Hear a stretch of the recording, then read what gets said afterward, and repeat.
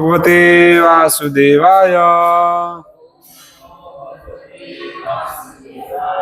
ओम नमो भगवते वासुदेवाय।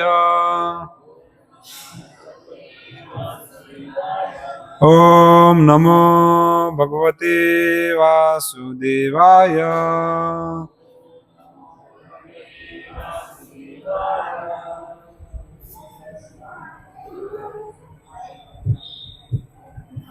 तो समय हो चुका है, हम किसी की राह नहीं देखेंगे, ठीक है ना। जो आए वो सही। तो आप जो थोड़े बहुत इधर ही आ जाओ, फिर क्या है इतना दूर, मुझे इतना देखना नहीं पड़ेगा। आ जाओ सब इधर, थोड़ा ही तो है, गिने चुने लोग हैं।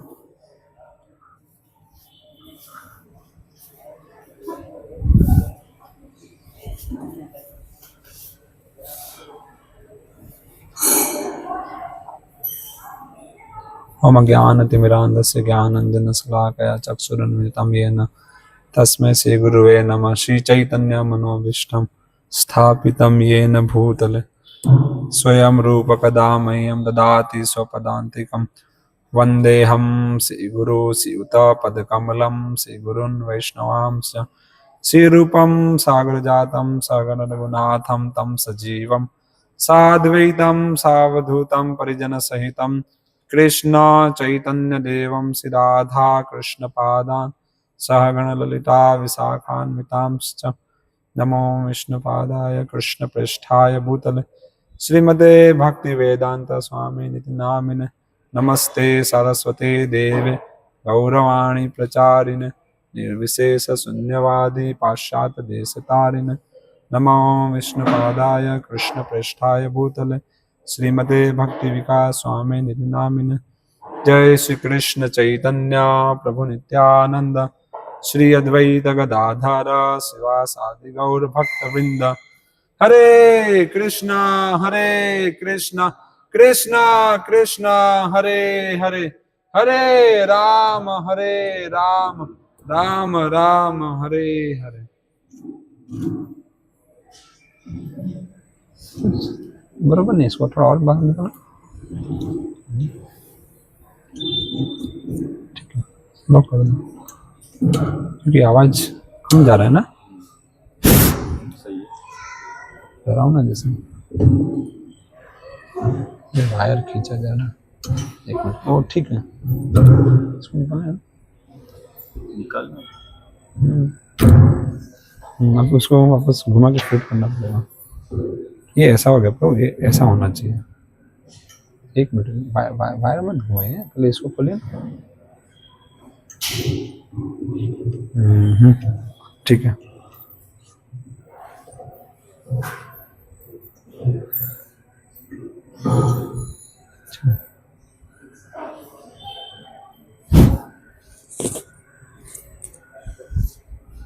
हरे कृष्णा। तो आज हम डिस्कस करेंगे गीता जयंती स्पेशल, नहीं कुछ इस प्रकार से टॉपिक था। ग्रुप में है आप सब लोग? कितने लोग ग्रुप में नहीं है? नवसारी ग्रुप में सभी हैं? अच्छा, कौन कौन नहीं है? ओ, 2 जन है, बाकी सब है माताजियों में। नवसारी ग्रुप जो है व्हाट्सएप, अच्छा 1-2, ठीक है। जो नहीं है वो बाद में उधर स्कैन करके ग्रुप में आ सकते हैं, तो आप लोग को इन्फॉर्मेशन मिलता रहेगा नहीं। तो अभी कितने लोगों को पता है गीता जयंती 1 तारीख को है? 3-4 जन को। आप लोग को नहीं पता गीता जयंती? नहीं? ओ, तो जो गीता जयंती है, सामान्यतः गीता जयंती सब तो नहीं है शास्त्रों में।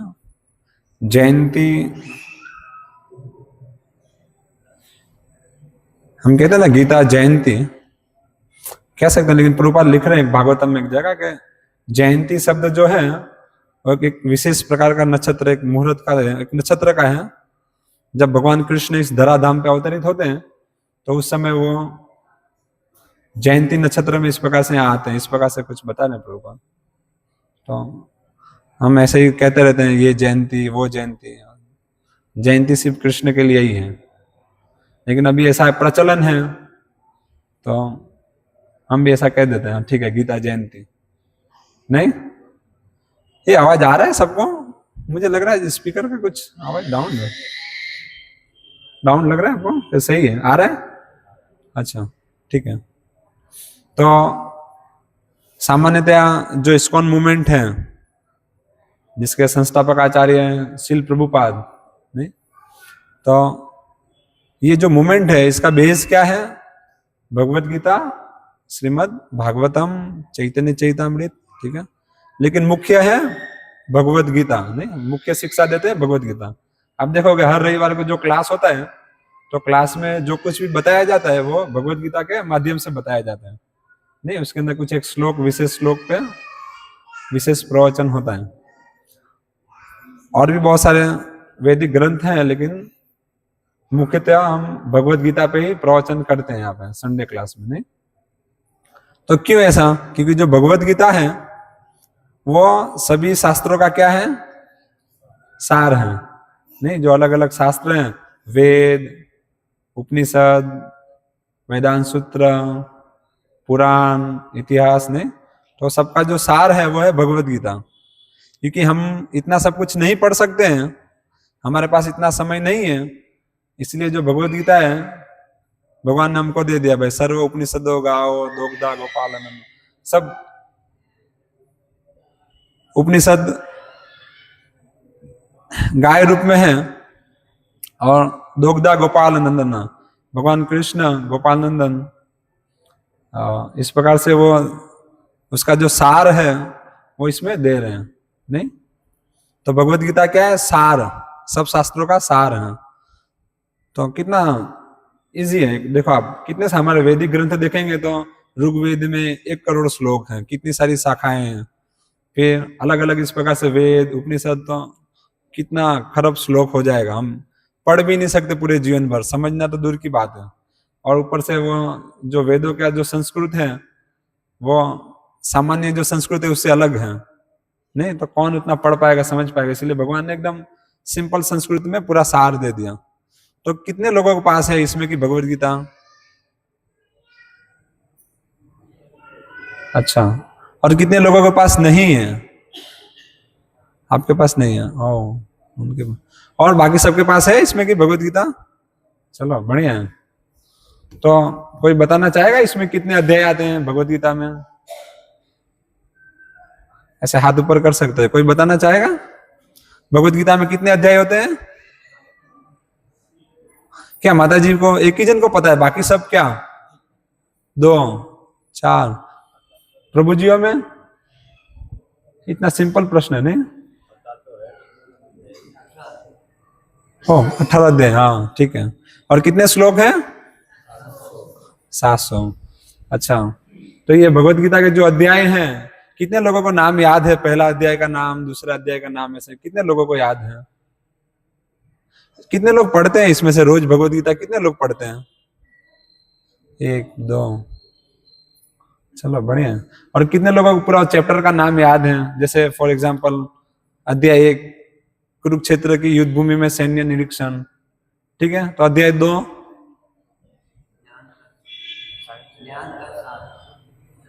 गीता का सार, ठीक है। और तीसरा? आप लोग को पता ही नहीं है, कैसे होगा बताइए। आप सब सच में भक्ति करना चाहते हो? सबको करना है, नहीं? यहाँ पे जितने बैठे हैं सब इसके लिए आए हैं कि हम सब भक्ति करना चाहते हैं, भगवान को प्राप्त करना चाहते हैं, नहीं? तो अच्छा है, हम प्राप्त कर सकते हैं, अगर आते रहेंगे, धीरे धीरे श्रवण करते रहेंगे तो प्राप्त कर सकते हैं। लेकिन साथ में हमको कुछ होमवर्क भी करना पड़ेगा। यहाँ क्लास अटेंड करने के बाद में घर पे जाना पड़ेगा, कुछ खुद से स्वाध्याय करना पड़ेगा, तो और भी आसानी से आप लोग भगवान को प्राप्त करने के लिए और धीरे धीरे आगे बढ़ सकते हो। ऐसा नहीं तो आप आओगे और घर पे कुछ स्वाध्याय नहीं करोगे तो मुश्किल है। 1 घंटा श्रवण करके फिर बाहर चले जाओ। हम यहाँ जो 1 घंटा श्रवण करते हैं इसमें हमको उत्साह मिलना चाहिए कि यस, अभी मुझे जाके और पढ़ना है और भगवान के लिए कुछ करना है, कुछ सेवा करना है, नहीं? तो ऐसा होना चाहिए। अगर ऐसा नहीं हो रहा है तो कहीं ना कहीं वायरस घुस गया है, देखना पड़ेगा ऐसा क्यों नहीं हो रहा है। तो ऐसा होना चाहिए। ठीक है, तो भगवत गीता का महात्म्य में जो इस भगवत गीता के हम देखेंगे भूमिका के एंड पेज में प्रभुपाद लिख रहे हैं गीता महात्म्य ने, जो शंकराचार्य को कोट कर रहे हैं, गीता महात्म्य के विषय में बता रहे हैं। तो क्या है पहला श्लोक, गीता अध्ययन अनुशीलस्य, नहीं किसी को याद है पहला श्लोक? ठीक है, गीता शास्त्रम इदम पुण्यम यह प्रथेत प्रयतः पुमान विष्णु पदम अवाप्नोति भय शोक आदि वर्जितम। तो ये गीता महात्म्य का पहला श्लोक है, नहीं? इसमें बता रहे हैं गीता को अगर कोई यह प्रयतः पुमान के कोई व्यक्ति, पुमान यानी व्यक्ति इसको सिर्फ पढ़ने का प्रयास करता है। हम आज थोड़ा महात्म्य में देखेंगे, मतलब टॉपिक इस प्रकार से कि हम इसके विषय में जब श्रवण करेंगे तो हमारा उत्साह बढ़ना चाहिए भगवान के विषय में श्रवण करने के लिए, नहीं? जब हमारा श्रवण करने का उत्साह बढ़ेगा, श्रवण करना, अध्ययन करना, तो फिर हम अपने आप दूसरे को कीर्तन करेंगे, हम रह नहीं पाएंगे। जब हम सही से सुनेंगे, सही से अध्ययन करेंगे तो हम अपने आप प्रचार करे बिना रह नहीं पाएंगे। हमारी इच्छा होगी हम दूसरों को बताएं। तो इसीलिए आज हम देखेंगे गीता महात्म्य में क्या, गीता की क्या महानता है, शंकराचार्य क्या लिख रहे हैं, नहीं? तो वहां बता रहे हैं गीता शास्त्रम इदम पुण्यम यह प्रयतः पुमान विष्णु पदम अवाप्नोति, कि जो गीता शास्त्र है इसको कोई अगर प्रयास करता है पढ़ने के लिए, नहीं पढ़ना और उसको जीवन में अप्लाई करना, अगर कोई व्यक्ति इस प्रकार से प्रयास करता है तो क्या उससे क्या होगा, विष्णु पदम अवाप्नोति, भगवान विष्णु को प्राप्त कर पाएगा। नहीं, भगवान के पास हम सब वापस जाना चाहते हैं, तो वापस जाने के लिए मार्ग निर्देश का है, किस प्रकार से हम भगवान के पास वापस जा पाएंगे, तो इसका विज्ञान इसमें है। तो हम भगवान विष्णु को इस प्रकार से प्राप्त कर पाएंगे। और क्या है, भय शोक आदि वर्जितम, कि भय शोक और आदि और भी जो सारी चीजें हैं वो सब से हम रहित हो जाएंगे, वो सब से मुक्त हो जाएंगे।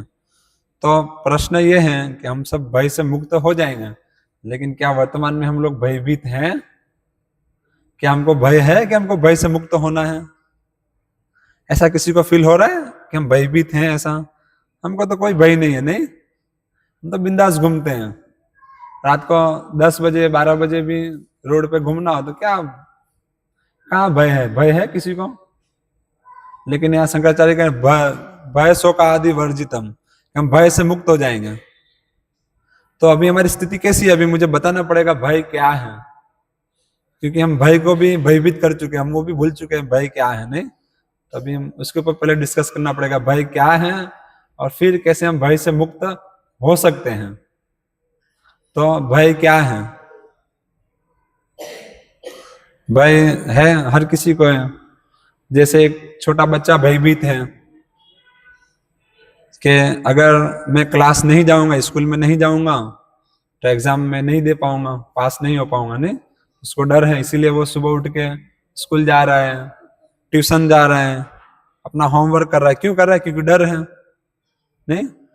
और एक पिता सुबह उठ के जॉब पे जा रहे हैं, अपना जॉब, बिजनेस हो तो बिजनेस, जो भी कार्य में सुबह से उठ के शाम तक जा रहे हैं। क्यों जा रहे हैं?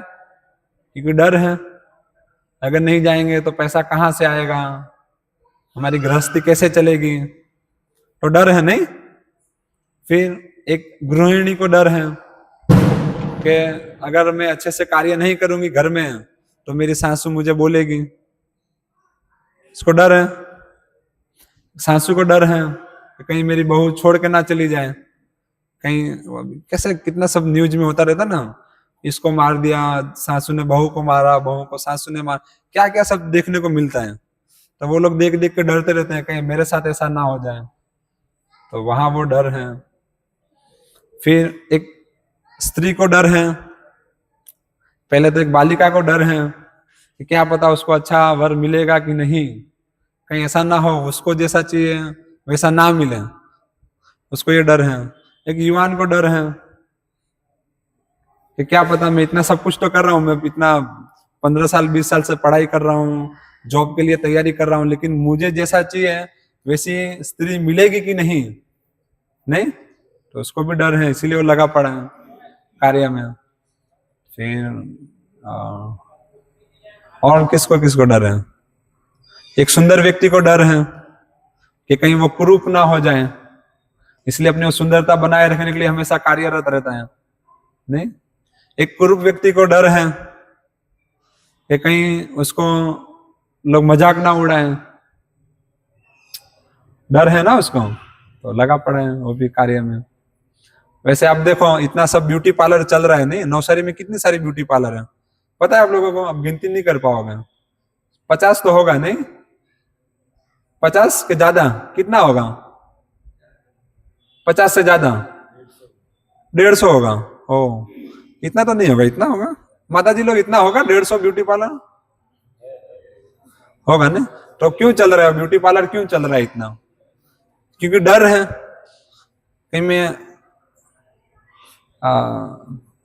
ऐसा तो नहीं कि मेरा जो चेहरा है वो कुछ अजीब सा दिख जाए, मेरी सुंदरता ना चली जाए, नहीं तो हमेशा सुंदर बने रहने के लिए इस प्रकार से वो डर के मारे इस प्रकार से ब्यूटी पार्लर जाते हैं, अलग अलग प्रकार के क्रीम, कितनी सारी चीजें चल रही है, कितनी सारी चीजें बिक रही है, तो क्यों हो रहा है वो? क्योंकि वो व्यक्ति डर रहे हैं ना, वो माता जी में डर है कि कहीं मैं अच्छी नहीं दिखूंगी तो मेरा पति छोड़ के ना चला जाए, या अच्छा लड़का नहीं मिलेगा, तो डर के मारे अपना ध्यान रख रहे हैं। और नेता को डर है कि इस बार कहीं चुनाव में हार ना जाऊं, नहीं, कोई मेरे सामने खड़ा ना हो जाए, तो वो डर है। और ऐसे आप देखो हर चीज को विश्लेषण करो तो ज्यादातर चीजें डर से चल रही हैं, व्यक्ति डर के मारे कार्य कर रहे हैं, नहीं। अभी कुछ समय पहले एक माता जी के साथ चर्चा हो रही थी मरोली में, तो माता जी बताए कि उनका एक लड़का है, वो पनामा में गया है जॉब करने के लिए, तो उन्होंने बताया उनको कोई भी चीज की समस्या नहीं है, यहाँ पे उनके पास 8-9 बीघा जमीन है, 3 कार हैं, एक बड़ा बंगला है, और क्या क्या बताया उनको, उनके घर से मिला है, उनके मतलब लड़के को मामा के घर से कुछ 2-2.5 करोड़ रुपया भी मिला है, वहां जमीन बिकी तो उनका भाग मिला है, तो एक दृष्टिकोण से देखे तो पूरा सेटल है। फिर भी उनका बच्चा वहां जाके सेल्समैन का जॉब कर रहा है, गली गली जा रहा है, तो क्यों? तो माता जी को डर है कि अगर वहां नहीं जाएगा तो कोई लड़की नहीं देगी, उनका शादी नहीं होगा, इसलिए लड़के को विदेश में भेज कर रखा है ताकि अच्छी लड़की मिले, इस प्रकार से जल्दी शादी हो जाए। तो देखो आप, सब कुछ है फिर भी डर है, तो इसलिए वो कार्य हो रहा है। तो ऐसे आप देखो हर क्षेत्र में डर है, बिजनेसमैन को डर है कि कहीं उसके सामने कोई कंपटीशन में ना आ जाए, वो डर डर के चल रहे हैं, नहीं। आप लोग का इसमें कुछ और है मंतव्य, और किसमें किसमें डर हो सकता है? हमारे पास है, हाँ, जो हमारे पास है वो कहीं चला ना जाए। यस, जो गरीब व्यक्ति है उसको डर है कि क्या होगा, खाना मिलेगा कि नहीं मिलेगा। जो अमीर व्यक्ति है उसको भी डर है कहीं चोरी ना हो जाए, कोई मुझे लूट ना लिया जाए, तो डर के मारे अपने आप को सेफ जोन में रख रहे हैं। ठीक है, और कोई बताना चाहेगा और क्या क्या डर है? क्या इतना ही है? और भी होगा? सोचो सोचो, डर है कहीं पड़ोसी मुल्क बम ना फोड़ दें वो भी एक डर है, नहीं? तो हर व्यक्ति डरा हुआ है,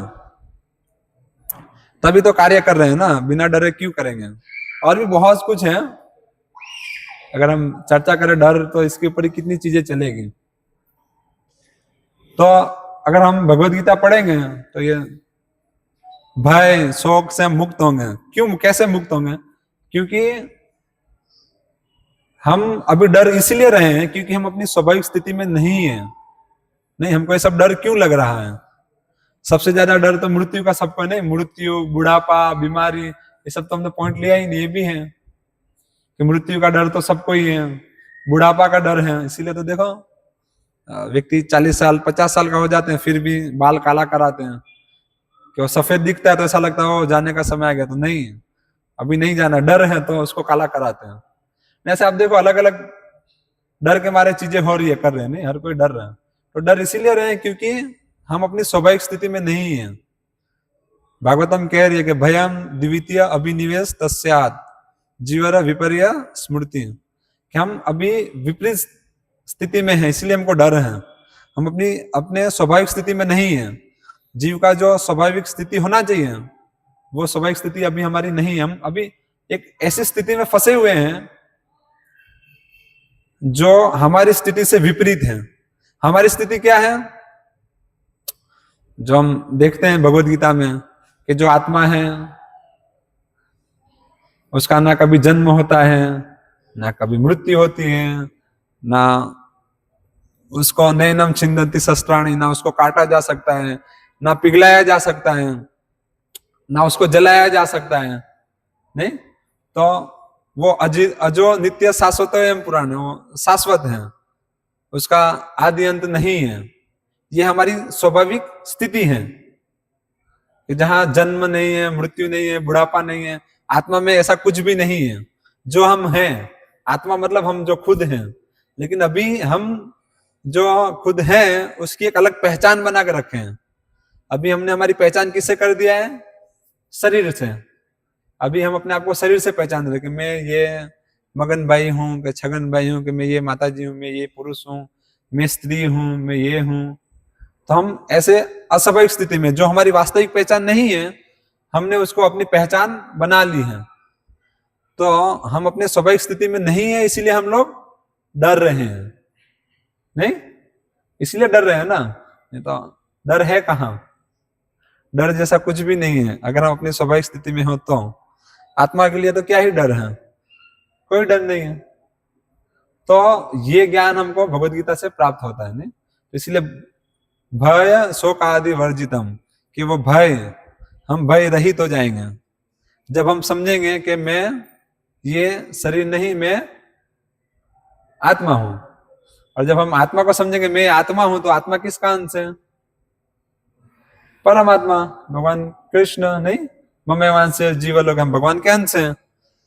तो जब हम ये चीज समझेंगे कि मैं शरीर नहीं हूं, मैं आत्मा हूं, और जब आत्मा का कॉन्सेप्ट आएगा तो कृष्ण अपने आप आ जाएंगे उसमें। क्योंकि आत्मा को आप तब तक समझ ही नहीं सकते जब तक आप परमात्मा को नहीं समझते। नहीं तो दोनों चीजें साथ में चलेगी, तभी तो हम समझ पाएंगे कि मैं शरीर नहीं हूं, नहीं तो हम समझ ही नहीं पाएंगे। तो ये भगवत गीता की विशेषता है कि हम जब भगवत गीता पढ़ेंगे तो हम भय शोक आदि वर्जितम, ये सब चीज से वर्जित हो जाएंगे, इससे रहित हो जाएंगे।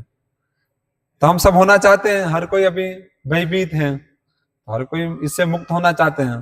तो इसके लिए हमको करना क्या है? इसके लिए क्या करना है? यस, भगवत गीता पढ़ना पड़ेगा। तो उसके आगे नेक्स्ट श्लोक में बता रहे हैं, दूसरे श्लोक में, गीता अध्ययन शीलस्य प्राणायाम प्रयस्य च नैव सन्ति ही पापानि पूर्व जन्म कृतानि च। शंकराचार्य दूसरे श्लोक में बता रहे हैं इसके बाद के गीता अध्ययन शीलस्य, गीता का अध्ययन करना पड़ेगा। नहीं, जब अध्ययन की बात करते हैं तो उसमें इंक्लूडेड है किसी के मार्गदर्शन में। नहीं, तब तो अध्ययन शब्द आ रहे हो कि हमको किसी के मार्गदर्शन में पढ़ना पड़ेगा। नहीं तो क्या होगा, हम किसी के मार्गदर्शन में नहीं पढ़ेंगे तो कुछ अलग अलग अपने दिमाग से कुछ अलग अलग निकालेंगे हम अपनी बुद्धि से। यहाँ कृष्ण ये कहना चाह रहे हैं, कृष्ण वो कहना, तभी तो देखो ना समाज में पूरा कचड़ा हुआ पड़ा है। नहीं, कितना गंद मचा है। क्यों मचा है? हर कोई अपनी बुद्धि से कुछ ना कुछ कर रहा है, कुछ भी उठा के पढ़ ले रहा है। देखो इसमें ये लिखा है, इसमें ये लिखा है, इसमें देवता को इसको महान बताया गया, इसमें ये महान है, मैं ये मानता हूँ, मैं वो मानता हूँ। ये समस्या क्यों आ रही है? क्योंकि वो किसी के मार्गदर्शन में नहीं पढ़ रहे हैं। किसी यानी गुरु के मार्गदर्शन नहीं, एक परंपरा के मार्गदर्शन में। हम जब एक परंपरा के मार्गदर्शन में एक पढ़ेंगे उस शास्त्र को तो हम समझ पाएंगे, और जो नहीं समझ पाएंगे हम क्वेश्चन करेंगे कि मुझे ये समझ में नहीं आ रहा है, मुझे ये बताइए, इसको किस प्रकार से पालन करना है मुझे बताइए, तो हमको बताएंगे। तो गीता अध्ययन शीलस्य, अगर हम गीता का अध्ययन करेंगे इस प्रकार से मार्गदर्शन में किसी के, तो क्या होगा? गीता अध्ययन शीलस्य प्राणायाम परस्य च। प्राणायाम का मीनिंग ऐसे जनरली क्या होता है? प्राणायाम मतलब ऐसे श्वास लो छोड़ो नहीं, कुछ ऐसे चक्र पे ध्यान करो, अनुलोम विलोम, प्राणायाम हम उस दृष्टिकोण में समझते हैं। लेकिन यहाँ जो प्राणायाम है के प्राणायाम के, इसको अपने प्राण मान के जब पढ़ेंगे ऐसा इस चीज को, यस, मुझे जो पढ़ना है इसको अप्लाई भी करना है। जब इस दृष्टिकोण से हम करेंगे अयम उसको पालन की दृष्टि से, तो हमको फायदा होगा। क्या होगा? नहीं वसंती ही पापानि पूर्व जन्म कृतानि च, कि जो हमारे पूर्व जीवन के जितने भी पाप हैं वो हमको फिर प्रभावित नहीं करेंगे जब हम इसका अध्ययन करेंगे तो। ठीक है ना? तो सबसे पहले हम सब भयभीत हैं, भय से मुक्त होने के लिए हमको शास्त्रों का अध्ययन करना है किसी के मार्गदर्शन में। तो अभी क्वेश्चन ये उठेगा, चलो ठीक है आपने कहा अगर हम किसी के मार्गदर्शन में शास्त्रों भगवद गीता का अध्ययन करेंगे तो भय शोक से मुक्त होना चाहिए, लेकिन हम तो ऐसा देखते नहीं है। बहुत सारे भक्त हैं जो भक्ति प्रैक्टिस कर रहे हैं और मार्गदर्शन में कर रहे हैं, फिर भी वो लोग भयभीत हैं, कहीं ना कहीं परेशान हैं। हमको देखने में ऐसा लगता है नहीं कि देखो ये भक्त इतने साल से प्रैक्टिस कर रहा है फिर भी उसको परेशानी है, ये सब समस्या है, ऐसा बाह्य रूप से हमको देखने में लगता है, लेकिन आंतरिक रूप से ऐसा नहीं है। अगर हम गंभीरता से भक्ति प्रैक्टिस करेंगे इस प्रकार से शास्त्रों का अध्ययन करके उसको पालन करके सेवा करके, तो क्या होगा? भाई तो समस्याएं तो आएंगी लेकिन हम उसमें भयभीत नहीं होंगे। नहीं, किस प्रकार की समस्या आएंगी? समस्या आएंगी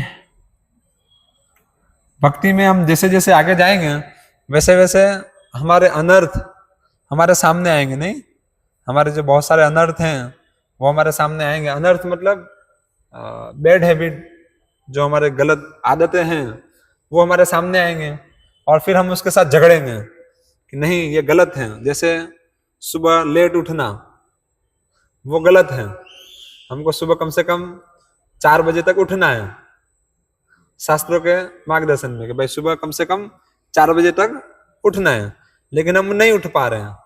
तो जब इस प्रकार से हम श्रवण करेंगे अध्ययन करेंगे तो हमको पता चलेगा, तो फिर क्या करेंगे? हम उस अपनी आदत को सुधारने का प्रयास करेंगे।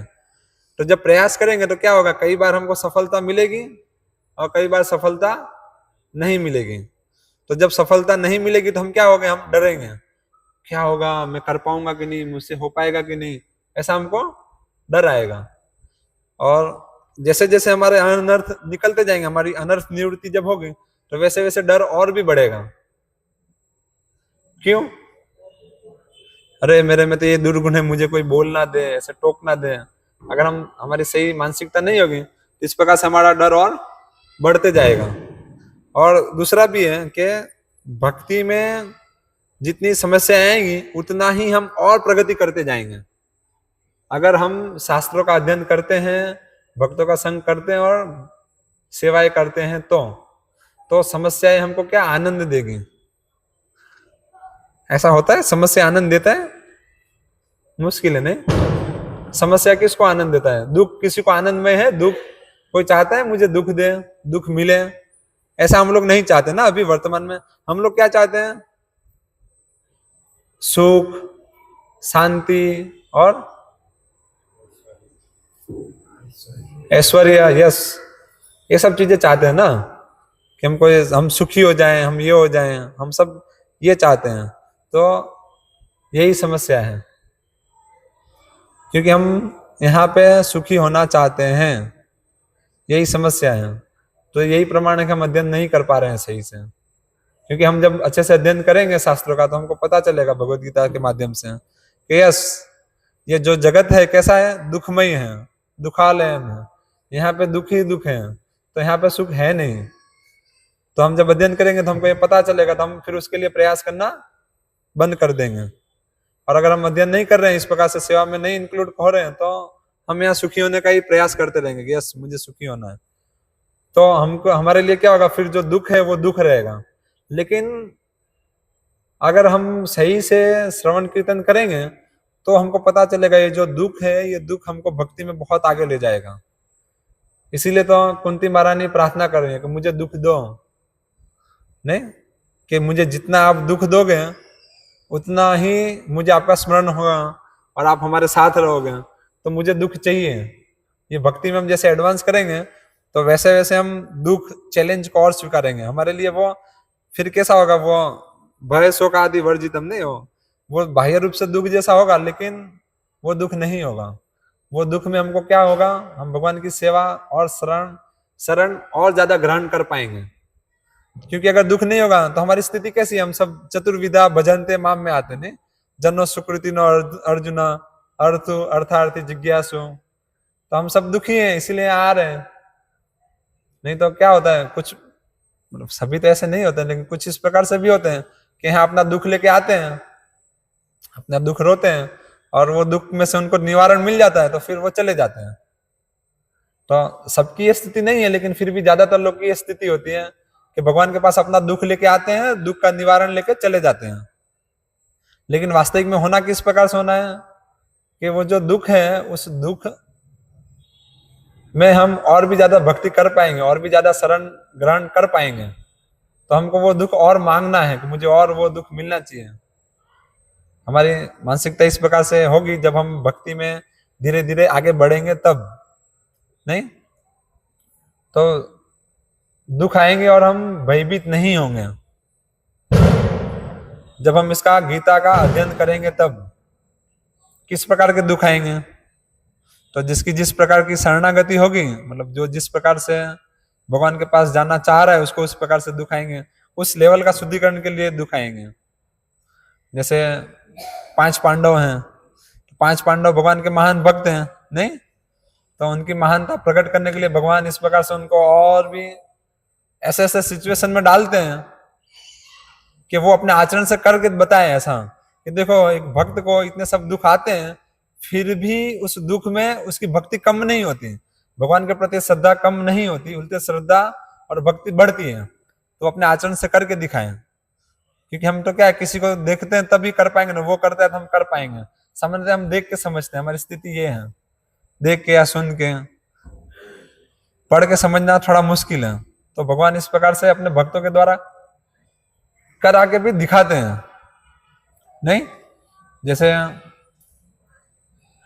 पांडव हैं, 5 पांडव जब हैं, उनका हस्तिनापुर में से इस प्रकार से उनको बुलाया गया, इस प्रकार जुआ में और चीटिंग करके सब धोखे से हड़प लिया मामा ने उनके, और इस प्रकार से दुर्योधन ने उनको 12 साल का वनवास, 1 साल का अज्ञातवास में भेज दिया। तो इस प्रकार से जब उनको दुख आया तो पांडव इस प्रकार से नहीं करे, मैं तो इतना राजसी जीवन जी रहा था, मुझे इतने सारे ऐश्वर्य थे, ये सब चीज से मुझे निकाला जा रहा है, तो गलत है, कृष्ण मुझे सहायता नहीं कर रहे हैं। इस प्रकार से वो भगवान का विरोध नहीं कर रहे थे। क्यों नहीं कर रहे थे? क्योंकि उन्होंने शास्त्रों से, साधुओं से भगवान के विषय में श्रवण किया हुआ था। नहीं, उनके पास भगवत गीता का ज्ञान था। आप लोग समझ रहे हो ज्ञान की मतलब क्या वैल्यू? अगर हम भगवत गीता का अध्ययन करेंगे रोज, तो ऐसी स्थिति में आने के बाद में भी हम भगवान का विरोध नहीं करेंगे, उल्टे हम कहेंगे ठीक है चलो भगवान की ये इच्छा, तो हम और ज्यादा श्रवण कीर्तन कर पाएंगे। ऐसे तो हम राजसी कार्य में, पांडव सोच रहे हैं, ऐसे तो हम राजसी कार्य में लगे थे तो इतना समय नहीं था, चलो अभी जंगल में जाएंगे तो और भी ज्यादा हम भगवान के विषय में श्रवण कीर्तन करेंगे। तो ये विचार कब आएगा? जब हम भगवत गीता रोज अध्ययन करेंगे तब। और अध्ययन नहीं करेंगे तो क्या विचार आएगा? देखो मेरा इतना अच्छा जीवन था और मैं तो भक्ति करना चाह रहा था ना, मेरे जीवन में सब कैसा मच रहा है, खलबली मच रही है।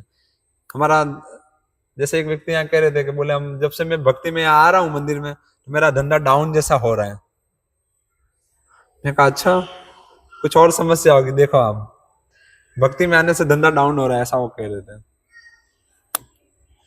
तो ऐसे फिर ऐसा होगा, अगर हम सही से, हमारा सही मानसिकता नहीं होगी, हम सही से इसका अध्ययन नहीं करेंगे, तो हमारे लिए भी ऐसा ही होगा। हम कुछ अलग अलग चीज को डर के मारे यहाँ कनेक्ट करते रहेंगे।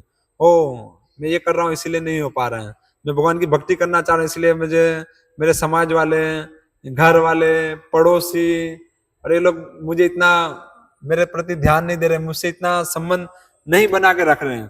क्योंकि ये सब चीजें होगा शुरुआत में जब हम भक्ति प्रैक्टिस करेंगे तो ऐसा होगा। हमारे जो साथ संगी हैं वो धीरे धीरे हमसे दूर होते जाएंगे। क्यों? क्योंकि उनकी मानसिकता अलग होगी। वो इस जगत का भोग करने का प्रयास करेंगे और हम इस जगत को भगवान की सेवा में लगाने का प्रयास करेंगे, तो दो मानसिकता हो जाएगी, तो दोनों के साथ में रहना मुश्किल होगा। नहीं तो मुश्किल होगा तो क्या होगा, क्लेश होंगे, वो छोड़ के ज्यादातर अलग होने का प्रयास करेंगे। तो ऐसी समस्याएं आएंगी जब हम शुरुआत में प्रैक्टिस करेंगे तब। लेकिन अगर हम इस प्रकार से श्रवण कीर्तन करते रहेंगे, अध्ययन करते रहेंगे भगवत गीता का, ऐसी समस्या को हम फेस करेंगे, कुछ विचलित नहीं होंगे। नहीं तो विचलित होंगे, विचलन होगा कि नहीं होगा। जैसे मानो कुरु सभा में कितने 40,000 लोग बैठे थे और वहां पे इस प्रकार से द्रौपदी को पकड़ के लाया गया। क्या आप, कौन था वो उनको पकड़ने के लिए गया था, क्या नाम था उनका? दुशासन। दुशासन इस प्रकार से पकड़ के जबरदस्ती ला रहे थे, नहीं तो, जो कि अभी भी अकल्पनीय इस प्रकार से इतने लोगों के बीच में लाना। लेकिन उस समय, आज के 5,000 साल पूर्व भी इस प्रकार से हुआ, तो कैसी स्थिति आप समझ सकते हो कि इस प्रकार की स्थिति भी होगी। लेकिन फिर भी हमको, अगर हम सही से अध्ययन कर रहे हैं, सेवा कर रहे हैं भक्त के मार्गदर्शन में, तो हमको डर नहीं होगा। तो ऐसी स्थिति थी कि द्रौपदी को इस प्रकार से पकड़ के भरी सभा में लाया जा रहा है, बाल पकड़ के, और 5 पांडव वहां पे उपस्थित हैं। नहीं, वही 5 पांडव आगे हम देखते हैं कि किस प्रकार से युद्ध में 18 अक्षौणी सेना मार गिराई। कितने कितने सामने 11 अक्षौणी सेना थी, सबको गिरा दिया मार के। कितने युद्ध में 64 करोड़ लोग मारे गए और इससे 5 पांडव बचे। तो यही 5 पांडव, ये वही 5 पांडव उस समय भी वहां थे जब द्रौपदी को इस प्रकार से सभा में लाया जा रहा था। लेकिन अगर वो चाहते हैं तो ठीक है, हम नहीं मानते धर्म को, तो क्या होता, वहीं पे सबको मार के गिरा देते। नहीं, इतने सब ताकतवर थे, अर्जुन, भीम, युधिष्ठिर महाराज, नकुल, सहदेव, सब में ताकत तो थी, लेकिन उन्होंने इस प्रकार से नहीं किया। उन्होंने धर्म का पालन किया। क्यों धर्म का पालन किया? क्योंकि उनको पता है धर्म का उद्देश्य क्या है, भगवान की प्रसन्नता। नहीं, भगवान की, हम सब नियम क्यों पालन करते हैं? भगवान की प्रसन्नता के लिए। और उनको ये विज्ञान पता था कि ठीक है, अवश्य रक्षिबे कृष्ण, भगवान मेरी रक्षा करेंगे, और ये जो स्थिति है इसमें मुझे धर्म को अपने आचरण में करके दिखाना है लोगों के लिए। नहीं, और भी बहुत सारे फैक्टर थे, लेकिन ये मुख्य था कि वो धर्म के प्रतीक थे। 5 पांडव भगवान के भक्त थे ना, तो वो इस प्रकार से अधर्म नहीं किए, और ठीक है, फिर भगवान ने उनकी रक्षा की। बहुत सारी चीजें हम उसमें देखते हैं होता है। तो ये सब चीजें बताना मैं क्या चाह रहा हूँ कि हम जब भक्ति प्रैक्टिस करेंगे तो हमारे साथ अलग अलग प्रकार की चीजें हो सकती हैं या होंगी। हमारे अनर्थ सामने आएंगे, हमारा जब शुद्धिकरण होगा अनर्थ सामने आएंगे, और ऐसे ऐसे हमारे अड़ोसी, पड़ोसी, सगे संबंधी सब हमसे धीरे धीरे दूर होते जाएंगे। लेकिन ऐसी स्थिति में भी आपकी भक्ति तब बढ़ेगी जब आप भगवत गीता का अध्ययन करोगे रोज। तब नहीं, रोजाना बीच में जब हम उसका अध्ययन करेंगे, उसको पालन करने का प्रयास करेंगे, पालन करेंगे, और जो समस्या आएगी हम भक्त के मार्गदर्शन में उनसे पूछेंगे कि भाई इसको किस प्रकार से पालन किया जाए, इसको किस प्रकार से समझें। इस प्रकार से जब हम करेंगे तो धीरे धीरे ये सब स्थितियों में भी हम विचलित हुए बिना आगे चलते रह सकते हैं। अगर ऐसा नहीं करेंगे तो मुश्किल है। नहीं, तो ये महत्वपूर्ण है। और उसके आगे बता रहे हैं शंकराचार्य, क्या बता रहे हैं? गीता सुगीता कर्तव्य किम अन्य शास्त्र विस्तरे, के जो भगवत गीता है वो हमको बता रहे किस प्रकार से। नहीं, गीता सुगीता कर्तव्य किम अन्य शास्त्र विस्तरे, फिर क्या, या स्वयं पद्मनाभस्य मुखाद पद्म विनिसुता, के ये जो भगवत गीता है भगवान के मुखारविंद से प्रकट हुआ है, और या स्वयं पद्मनाभस्य, देखते हैं क्या बहुत अच्छा बता रहे हैं। ओ, ये बाद का है। तीसरा श्लोक तो अलग है, ये चौथा श्लोक है। तीसरा श्लोक है, मलिने मोचनम पुंसाम जल स्नानम दिने दिने सकृत गीता अमृत स्नानम संसार मल नाशनम। नहीं, कि जिस प्रकार से हम रोज स्नान करते हैं शरीर को साफ करने के लिए, तो वैसे ही सकृत गीता अमृत स्नानम, जब हम गीता रूपी अमृत में स्नान करेंगे, जब हम भगवत गीता का अध्ययन करेंगे सकृत एक बार से, कैसे हम रोज शरीर को स्वच्छ करने के लिए हम रोज स्नान करते नहीं, तो वैसे ही हम जब भगवत गीता एक बार पढ़ेंगे, सकृत गीता अमृत स्नानम संसार मल नाशनम, तो हम जो है संसार के जो अलग अलग प्रकार के जो मल हैं, अलग अलग प्रकार के जो गंदगी हैं, तो हम इसको दूर कर पाएंगे सिर्फ ये भगवत गीता अध्ययन करने से। सब जो कुछ बता रहा हूँ ये भगवत गीता अध्ययन करने की महत्वता पे बता रहा हूँ कि ये सब इतने सारे फायदे हैं इसको अध्ययन करने से। पहला है कि हम भय शोक सबसे रहित हो जाएंगे। फिर दूसरा है कि नहीं वसंती ही पापानि, जो हमारे पाप कर्म हैं जो अलग अलग हमको योनि में ले जाने वाले हैं उससे हम बच जाएंगे, क्योंकि हम जब अध्ययन करेंगे तो भगवान के शरण ग्रहण करेंगे तो धीरे धीरे उससे बच जाएंगे। अब तीसरा क्या है, संसार मल नाशनम, जो संसार का जो जगत का अलग अलग प्रकार का मल है जो गंदगी है उसको हम नाश करेंगे, मतलब उससे नाश हो जाएगा, हम करेंगे ऐसा नहीं। तो ये 3 श्लोक में इतने फायदे हैं, और भी है 4 श्लोक ले सकते हैं। चलो एक और ले लेता हूं, अभी तो है समय। के चौथा श्लोक में बता रहे हैं कि गीता सुगीता कर्तव्य किम अन्य शास्त्र विस्तरे, यहाँ स्वयं पद्मनाभस्य, कि जब हमारे पास भगवत गीता उपलब्ध है जो भगवान के मुखारविंद से प्रकट हुई है, तो हमको और बाकी सब शास्त्रों पढ़ने की क्या जरूरत है। नहीं, किम अन्य शास्त्र विस्तरे, हमको और बहुत सारी चीजें पढ़ने की जरूरत क्या है। अगर हमारे पास सबका सार उपलब्ध है तो फिर हमको दूसरी सब चीजों को ढूंढने की जरूरत नहीं है। नहीं, क्योंकि भगवत गीता में हम देखेंगे कि जो श्लोक हैं, अब देखो बहुत सारे ऐसे श्लोक हैं जो एज इट इज उपनिषद से लिया गया है। नहीं, जो मुख्य उपनिषद है 12 उपनिषद हैं, तो हम देखेंगे एक एक श्लोक, ज्यादातर श्लोक, जैसे फॉर एग्जांपल ले लो ये 2.20 कि जहाँ न जायते म्रियते वा कदाचित नायम भूतवा भविता वा न भूये, श्लोक है। तो हम देखेंगे प्रभुपाद कोट कर रहे हैं तात्पर्य में कि ये श्लोक सेम यही श्लोक यहाँ पे आता है, कठ उपनिषद में आता है। या फिर ऐसे हम कुछ और श्लोक लें तो हम देखेंगे वो श्लोक कोई और शास्त्रों में से आ रहा है। तो ज्यादातर जो भगवत गीता के श्लोक हैं वो अलग अलग उपनिषदों में से लिया गया है, मतलब भगवान ने वो सब चीजों का सार यहाँ दे दिया है कि वहां जो बताना चाह रहे हैं उसका सार यहाँ है। तो इसीलिए अगर हमारे पास भगवत गीता उपलब्ध है तो किम अन्य शास्त्र विस्तरे, तो हमको और कुछ पढ़ने की आवश्यकता क्या है, आवश्यकता नहीं है। शुरुआत में हम सिर्फ भगवत गीता पढ़ सकते हैं और सब चीजें समझ सकते हैं। भगवत गीता में सब कुछ है, जीव, ईश्वर, प्रकृति, काल, कर्म, जो 5 विषय का वर्णन है, और भी साथ में वर्णन है कैसे एक जीव के साथ कनेक्शन है। नहीं, जीव का प्रकृति के साथ क्या संबंध है, प्रकृति का भगवान के साथ क्या संबंध है, और ईश्वर, जीव, प्रकृति, काल का भगवान के साथ क्या संबंध है, काल का जीव के साथ क्या संबंध है, ये सब चीजें भगवत गीता में पहले से ही मेंशन है। तो हमको और किम अन्य शास्त्र विस्तरे, और हमको शास्त्र पढ़ने की क्या आवश्यकता है, कोई आवश्यकता नहीं है, ऐसा शंकराचार्य बता रहे हैं, क्योंकि यहाँ सारी चीजें उपलब्ध हैं। या स्वयं पद्मनाभस्य मुखार विनिश्रुता, और उसके आगे बता रहे हैं 5 नंबर के श्लोक में बता रहे हैं, क्या बता रहे हैं, किसी को याद है 5 नंबर का श्लोक गीता महात्म्य का? आप लोग श्लोक याद करते हो? कितने लोग याद करते हैं?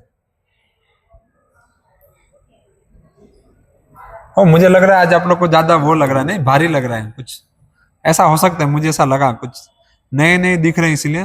लेकिन ये सब बेसिक प्रिंसिपल है क्या। ये कथा 2 प्रकार की होती है, एक होता है रस कथा और एक होता है तत्व कथा। नहीं, रस कथा मतलब क्या होगा कि कृष्ण इस प्रकार से जा रहे हैं वृंदावन में, इस प्रकार से अपनी गायों को बछड़े लेके जा रहे हैं चराने के लिए, साथ में ग्वाल बाल हैं, और इस प्रकार से सब दोपहर के समय बैठ के प्रसाद ग्रहण कर रहे हैं। कृष्ण सीधामा में से कुछ ले रहे हैं तो कुछ बलराम जी ऐसा कर रहे हैं। ये सब जो होगा स्टोरी फॉर्म में, ये क्या है, ये रस कथा है। नहीं, बहुत आनंद आएगा हमको, बहुत मजा आएगा। कुछ और मैं आपको कुछ ऐसा बताऊंगा, ओ देखो कृष्ण इस प्रकार से लीलाएं कर रहे हैं, या रासलीला में इस प्रकार से हुआ था, तो बहुत हमको आनंद आएगा, नहीं रस आएगा, रस में ही है, रस तो आएगा ही, तो उसको कहेंगे रस कथा, पूरा रस में ही होगा। तो वो रस कथा सुनने का अधिकारी कौन है, जो पहले ये तत्व कथा सुनेगा। तो रस कथा हम सब सुनना चाहते हैं तो उससे पहले ये तत्व कथा हमको सुनना पड़ेगा। नहीं, तो हमको वो रस कथा समझ में आएगा। नहीं तो हमको अभी जो अगर वो रस कथा मैं यहाँ से बताऊंगा और आप लोग को आनंद आएगा, लेकिन वो जो आनंद आएगा वो एक मंडन लेवल पे एक भौतिक आनंद आएगा, क्योंकि आप वहां कनेक्ट करोगे अपने आप को कृष्ण समझ के, कि जो आनंद ले रहे हैं इस प्रकार से गोपियों के साथ या ग्वाल बालों के साथ, तो वो कृष्ण मैं हूं। अब वो समझ के वो इस प्रकार से चीजों को कनेक्ट करोगे और उसमें आनंद लोगे, तो वो भौतिक स्तर पे हो जाएगा। वो आनंद आपको अंततोगत्वा निम्न योनि में ले जाएगा, क्योंकि आप वहां पे भी भोग करना चाह रहे हो। वो सही मानसिकता नहीं है। तो वो कथा सुनने से पहले ये कथा सुनना पड़ेगा। इसीलिए अगर वृंदावन की कथा सुननी है तो उससे पहले कुरुक्षेत्र की कथा सुननी पड़ेगी। तो कुरुक्षेत्र की जो कथा है, मतलब कुरुक्षेत्र की जो लीला है, वो हमको थोड़ा ऐसा लगेगा, थोड़ा भारी होता है, क्योंकि इसमें ऐसे अनर्थ हैं और ऐसे दुख भय, ये हम अलग अलग चीजों को टॉपिक को लेंगे ना, तो उतना जो रस आना चाहिए उतना रस नहीं आता, उतना उत्साह नहीं आता, क्योंकि हमको वहां भोग करने को नहीं मिलता ना। हमारी भोग वहां कम हो रहा है, हमारी भोग वृत्ति को काटा जा रहा है, हमारी मानसिकता को काटा जा रहा है, इसलिए हमको आनंद नहीं आएगा। आनंद कब आएगा? जो हम कर रहे हैं उसमें हमको बहुत बढ़िया, बहुत अच्छे से कर रहे हो, बहुत अच्छे से कर रहे हो, अगर इस प्रकार से प्रोत्साहन किया जाएगा तो हमको बहुत आनंद आएगा। लेकिन हम जब इस प्रकार से काटेंगे कि नहीं, आपकी ये जो मानसिकता है ये भक्ति के विरुद्ध है, या ये जो चीज है, ये जो आपका कार्य है ये भक्ति के विरुद्ध है, इसको बंद करना पड़ेगा, इसको ऐसा करना पड़ेगा, इसको सुधारना पड़ेगा, या ये ऐसा नहीं ऐसा है, जब ऐसा बताया जाएगा तो क्या होगा?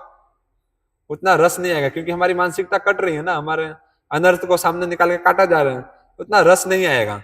लेकिन जब इसके अंदर हमको रस आने लगेगा, ये सब चीजें श्रवण करने के बाद, तो समझना कि अब धीरे धीरे हम जा रहे हैं, जो चैतन्य महाप्रभु हमको दे रहे हैं वो अब हम ले पाएंगे। ऐसा तो शुरुआत में थोड़ा इतना रसमय नहीं लगेगा, लेकिन अगर हम श्रवण करते रहेंगे तो धीरे धीरे रसमय लगेगा। तो मैं क्या बताना चाह रहा था, ये पॉइंट क्यों बताया आपको मैंने, रस और तत्व, क्योंकि आप लोग का चेहरा सबका उतरा हुआ है। तो प्रश्न ये है कि आप लोग सब इसमें से कोई श्लोक याद करता है भगवत गीता का? कितने लोगों को श्लोक, किसी को श्लोक एक श्लोक भी किसी को याद है भगवत गीता का? एक श्लोक संदीप भाई और आपको छोड़ के और भी कोई है? अच्छा, आपको भी याद है? ओ अच्छा, माता जी में कोई भी एक श्लोक रैंडम, ऐसा कोई नहीं कि यही विशेष श्लोक आपको आना चाहिए भगवत गीता, कोई एक भी श्लोक किसी को याद है माता जी में? एक भी नहीं? ठीक है, आधा, एक लाइन, खतरनाक है। फिर तो मैं क्या ही बताऊंगा, कैसे ही आप लोग को रस आएगा? इसका मतलब आप लोग अध्ययन कर ही नहीं रहे हो, कुछ प्रयास ही नहीं कर रहे हो, फिर तो रस नहीं आएगा, समस्या है। तो आप लोग से विनंती, आप लोग थोड़ा अध्ययन कीजिए, थोड़ा याद कीजिए, नहीं तो फिर तो क्या, आप लोग को स्टोरी, अभी मैं कुछ स्टोरी बताता हूँ एक आध दो, तो देखो कितना रस आएगा आपको, लेकिन उसमें उतना लाभ नहीं होगा। उसमें भी लाभ हो सकता है कुछ स्टोरी अगर हम शास्त्रों के माध्यम से बताते हैं तो, लेकिन और भी ज्यादा लाभ होगा इस प्रकार से अगर हम तत्व को समझते हैं, तो और भी ज्यादा हमको लाभ होगा। तो भक्तों में और कितने लोग, हाथ ऊपर कीजिए, वापस एक बार कीजिए, मैं देखता हूँ कितने लोगों ने श्लोक, कोई एक भी श्लोक याद है? ऐसा कितने लोग हैं? अच्छा बताइए, आपको कौन सा? अच्छा, फिर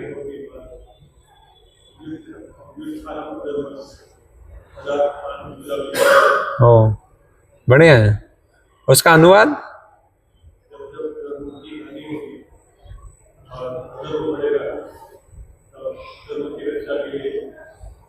मैं प्रकट होऊंगा, यस। देखो उनको एक याद है, और अब तो उस ही आप लोग तो इसको याद कीजिए। सिर्फ याद ही नहीं करना है, जीवन में अप्लाई भी करना है, लेकिन अप्लाई तो तब होगा ना जब उसको हम अध्ययन करेंगे, बाद में उसको याद करेंगे, तब तो हमको स्मरण आएगा ना, वो नहीं तो कैसे आएगा? मुश्किल है, नहीं तो नहीं आएगा। फिर तो कैसा होगा? बस वो चलती का नाम गाड़ी रहेगा, हम आते रहेंगे, खाते रहेंगे, चलता रहेगा, लेकिन कुछ भी समझ नहीं पाएंगे। तो आप सबको भी यही है, विनंती है कि आप सब भी प्रयास कीजिए, रोज समय निकालिए, भगवत गीता का अध्ययन कीजिए, कुछ याद कीजिए उसमें से श्लोक, और साथ साथ में अभी गीता जयंती आ रही है तो आप लोग इसका प्रचार भी कीजिए। प्रचार किस प्रकार से करना है? अभी हम लोग को याद तो नहीं है, श्लोक तो याद नहीं है, तो कैसे प्रचार कर पाएंगे? सीधा भगवत गीता वितरण करके नहीं? हम दे सकते हैं, मानो यहाँ कितने लोग होंगे, 100 जन होंगे। अगर हर व्यक्ति ज्यादा नहीं, हर किसी के कांटेक्ट में अगर 10-10 भगवत गीता का वितरण करें तो कितना होगा, 100 गुणिया 10, 1000। 1000 भगवत गीता जाएगी, और जिसके पास जाएगी तो आज नहीं तो कल ये भगवत गीता कैसा है, बम जैसा है, फटेगा, गारंटी है फटेगा। मतलब जहां पे भी जाएगा तो जो भी इसका अध्ययन करेगा वो भक्त बनेंगे, गारंटी है, अगर जिनके घर पे जाएगा तो हम सब ऐसा कर सकते हैं कि हर कोई व्यक्ति अपने घर 10-10 भगवत गीता ले जा सकते हैं?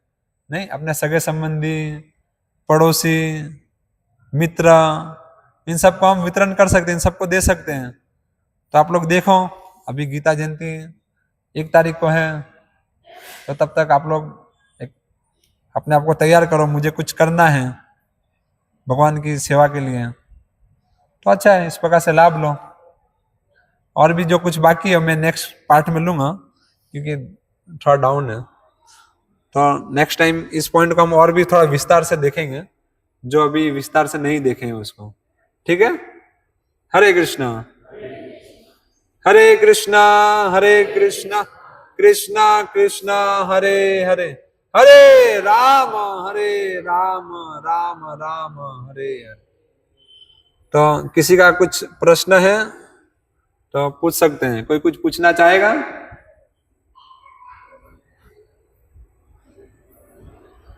किसी का कोई प्रश्न नहीं है? अब आवाज आया है, इसमें आवाज ही नहीं था, कैसे आया आवाज? करवाना चाहिए ना किसी को, बोल ओ, इसकी वजह से मैंने लेक्चर भी वो किया, क्योंकि इतना आवाज ही नहीं जा रहा है लोग। एक्चुअली वो प्रभु जी बात कर रहे थे तो उन्होंने मेरे को भेजा था वो कम करने के लिए। कम करने। ठीक है, मैं भी कह रहा हूँ क्यों ऐसा हो रहा है। तो किसी का कुछ प्रश्न नहीं है इस विषय में? कोई कुछ पूछना चाहेगा? ठीक है। सील प्रभुपाद, हाँ अभी एक अनाउंसमेंट है तो ठीक है। सील प्रभुपाद की जय, भगवत गीता यथारूप की जय। तभी कुछ एक जाहिरात